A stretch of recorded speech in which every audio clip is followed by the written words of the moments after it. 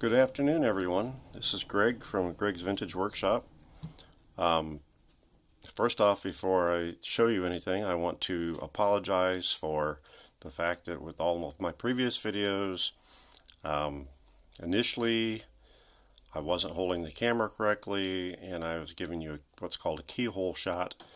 And so I've since learned how to start my camera where it's not in keyhole shot, so hopefully none of this turns out that way.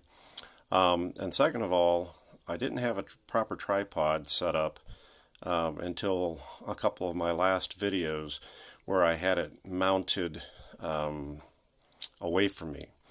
And so most of the videos when I'm doing something, you can't really see up close what I'm doing. I've since then gotten some pointers from a couple of my friends on YouTube. Larry at Back to the Future Radios, for one, gave me some pointers, and Larry, thank you very much. Hopefully these will be a little bit better if I can talk. So now I've got a tripod mounted overhead.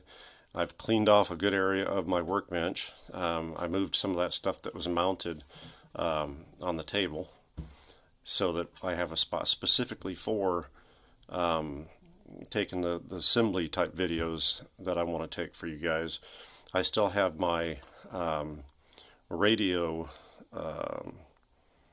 platform tool that pivots and everything right here. This is the base, so I'm just to the right of that. And as I said on another video, here in the next few weeks I want to get me a new workbench that I'll probably just use it just for the videos. I'm going to expand my workshop a little bit, kick the cats out of another section of my basement and expand into that. So although the cats won't be happy, especially Moose, it'll be better for my videos. So the last video that I put on here regarding the 54C, I had been working on the filter condenser can and other things that I did on the video. I'm not going to go over that, but on the filter condenser can, I ended without getting to show you the installation of the end onto it. This is the can, but I did want to show you that I actually did have the end on it. At the time when I was making the video, I couldn't find the end, and lo and behold, on my messy bench, the lid from my rosin was sitting on top of it, and I didn't bother to move the lid off the rosin, but that's why I couldn't find it. So actually it's on there. It went on there well. I had to feed all the wires in there, which were kind of long. I left the wires long on purpose because I'm not sure how long they're going to have to be until I start putting the radio back together again. I did use the color codes on the schematic for the wires. Only difference being these wires right here, as you can see, I hope you can see, are a white with a red stripe. The schematic called for white with black stripe, but I didn't have white with black stripe.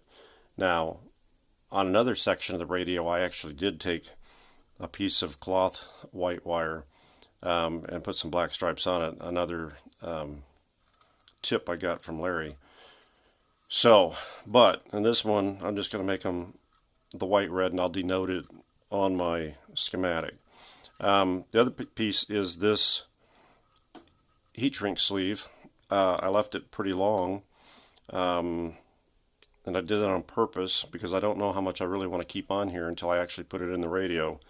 But I'll probably wind up cutting most of it off, probably to like back here, and that's what we'll go with long term. So the other thing I can do now that I've got this thing properly mounted, and as long as my camera focuses, I can show you when I do something up close. Like, you didn't get to watch me actually solder this on. I had to do it off camera with my Burns-O-Matic. My normal soldering iron just couldn't quite get it hot enough, fast enough to suit me to get a good job. And so I used my Burns-O-Matic soldering tip, and we got a good melt on that. So, but yeah, that finished up nice. So that's done. We'll set that aside. Now I was going to show you the antenna transformer that I had redone. I keep it in this little jar because it's good protection, especially when you have cats running around. Little paws get into things. But this is it. And before I couldn't get up close enough to show you what I had actually done. If you remember, I had made the insulator out of the heat laminate sheet. When you laminate them together, it's 3 mils thick, and it actually works really well for this because it conforms really well as far as the bendability around the tube. And so what I had done was I had taken some Scotch two-sided tape and I had wrapped around there a turn, and then I put the insulator that I'd made, and I was trying to show you where I'd cut the notches. That's one of the notches there to keep you centered, and then the other one was right here. Okay, and then I had the four windings on there. Get the camera to focus. I think it's focused there. All right, and so I originally was going to go to a hole back here. I changed my mind and came to a hole up here. So all I did was I peeled that tab slightly back from the double-sided tape, ran the wire under it and smashed it back down, and then ran that through the hole. Up here, I literally wrapped the wire around the tab and then ran it up here and into this hole right here. So then once I got everything soldered together, I dipped it in beeswax twice, I think it was, 2 or 3 times, just enough to get a nice coating on there and seal everything up so that nothing's coming loose. You can see there, you can see the beeswax in the bottom. I took my fingernail a while ago and pulled a little of that out of that brass insert right there. And then I did replace a resistor in there. Not sure if that light's gonna be enough for you to see that. If I angle it just right, maybe you'll see catch a side of the blue in there. Yep, right there you can see the blue resistor in there. So that's in there. I had to correct the wiring right here from this coil that goes to this terminal. It was broke, so I managed to get enough off of there without really taking any loose to clean it up and get it soldered on. So that all tests out good now, and so that should be good, and I'll put it back in the jar so that it's well protected from my cats. The other thing that I showed you guys was the tuning condenser, which was really nasty. I mean, this whole radio was really nasty, and they had some rust on it too. Larry, you probably I gave you the compliment on yours as how nice it turned out. This I really haven't done anything to it except put it in the ultrasonic cleaner with some metal cleaner that I bought on Amazon and a couple drops of my wife's dishwashing detergent. And it actually turned out really well. I was pretty happy with the way it turned out. It's very clean. Got down in the fins and everything really well. You can see down through the bottom there.